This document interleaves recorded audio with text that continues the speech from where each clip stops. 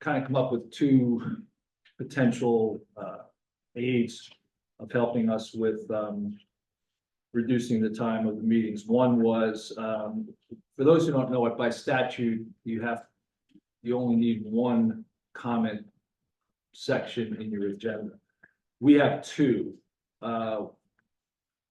2 years ago, maybe three, we extended the 3-minute limit to talk to 5 minutes. So we've got a number of occasions. Besides that, we have comments on workshops and comments on either introductions or adoptions of ordinances. So what's happened is we've really stretched into 3-4 hour meetings.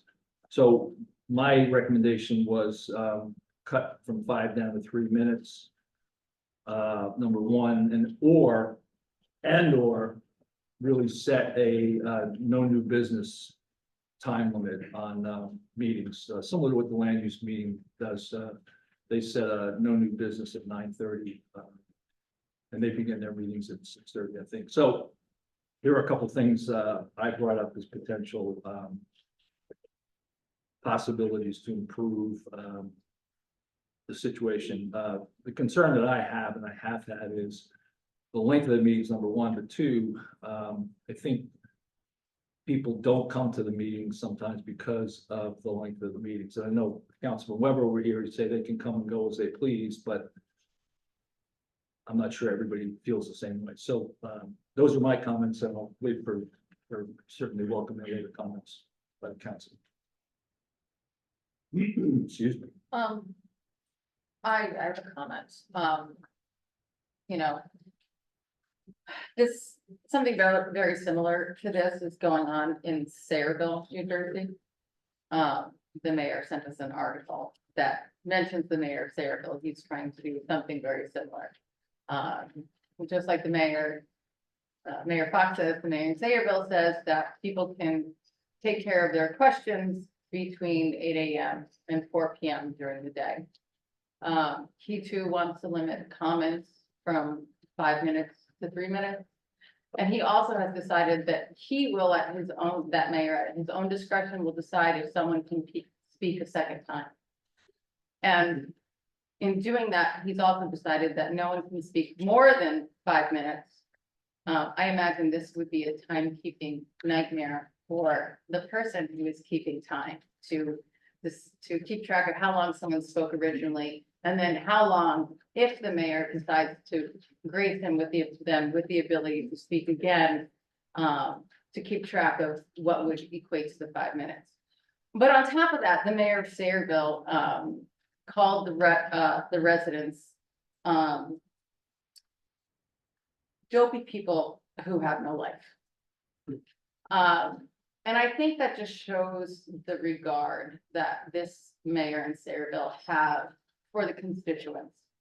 And when I was sent that article, though perhaps Mayor Fox was just trying to point out that other mayors are doing the same thing, I didn't take it that way. I took it as meaning that other people were trying to restrict the ability of constituents to make comments during this time period. And the people who wanted to do that didn't have much regard for the public. So those are my comments. I agree that sometimes there's a lot of conversations after everything that we bring up. I have made the suggestion that perhaps agenda comments can include workshop comments, regular agenda comments, and maybe ordinance comments. So I don't know, Greg, if ordinance comments have to be a standalone. Yes, they have. They do, okay. So maybe combine workshop comments and agenda comments into one. Keep everything at 5 minutes and then have another comment period. But I feel we need comments and questions. Every other town around here, their agendas say comments, but they allow comments and questions, and they do not have the problem that we do. And I think the mayor harkens back to January when things were going along smoothly. That's because nothing was going on in January. We didn't have much on the agenda in January. So those are my comments, and that's how I feel about it. Okay, thank you. Anyone else? I'll add to that.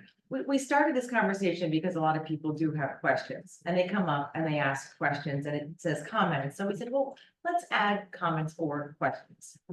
Makes sense, right? If we serve the residents, they should ask questions. And then the mayor did send us that article about Mayor Kennedy O'Brien in Sayreville. But I went on the internet and I just looked up something that says council meetings, step-by-step guide. And it has some guidelines of how to run a council meeting. And it says council meetings should be procedural to reduce wastage, ensure every critical item is addressed, and encourage public participation. Okay, it's no surprise that these meetings run 2 to 3 hours, surpassing their scheduled time. It also said that council meetings allow residents to air their ideas or issues. The council must allow the public to participate in meetings as provided by law. And it says if the meeting is ineffective, a multiple of adverse outcomes can afflict the borough, its residents and various stakeholders in the following ways: slower or delayed decision-making, erosion of trust by the public and other stakeholders, and missed opportunities for positive change and innovation. Our residents are our biggest assets, not only by the revenue that you pay with your taxes, but the ideas you bring to the table here. We need your questions. We need your comments. And when I grew up, my mother had this print hanging in the house. It's a Norman Rockwell of a man asking questions at a town meeting. I didn't understand it as a child, but now I do understand it. It's also called freedom of speech. And I don't think anybody's freedom of speech should ever be tempered. And I welcome your questions. And I would say, if anybody up here doesn't welcome the questions, they need to get another job, because that's our responsibility, is to serve the residents. And to serving you is my greatest honor. And I say thank you to everyone for attending and tuning in and for being there. We appreciate you and we need to hear from you. Thank you.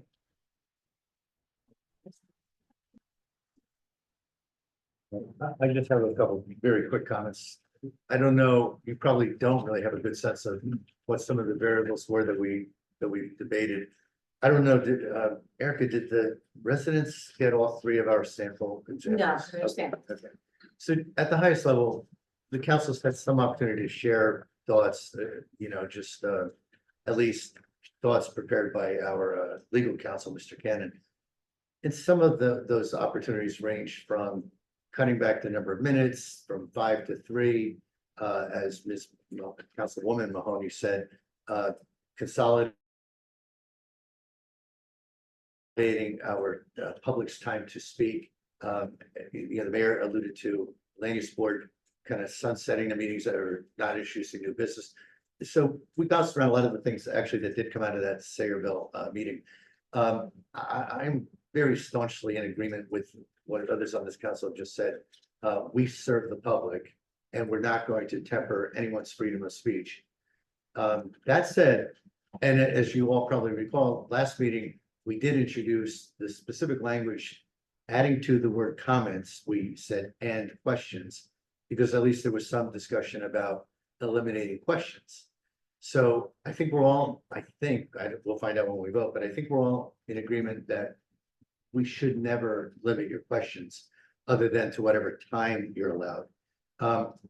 But the one thing that I am willing to consider, and it is something the mayor proposed, so hopefully this is a sign that we're working together a little bit, is a notion of, we had all these individual points in time where you, our residents, could get up and speak up to 5 minutes. After, if we had 2 workshops, for example, you could speak at workshop 1, then again, we have a second workshop, you speak at workshop 2, then maybe we have an ordinance that we're adopting, you could speak at the ordinance adoption. You also could speak at the regular public session on agenda items, and then you could speak again at the end of the meeting. So as an example, any one of you could get up and speak 5 times, 5 minutes each.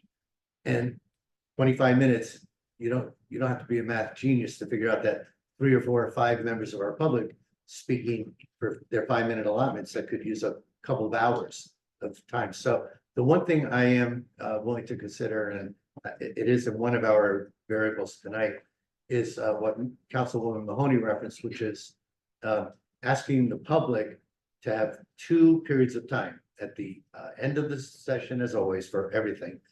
In the middle of the session, it's item 8 on our C-8. But the middle of our session, which basically you comment on the agenda and workshops.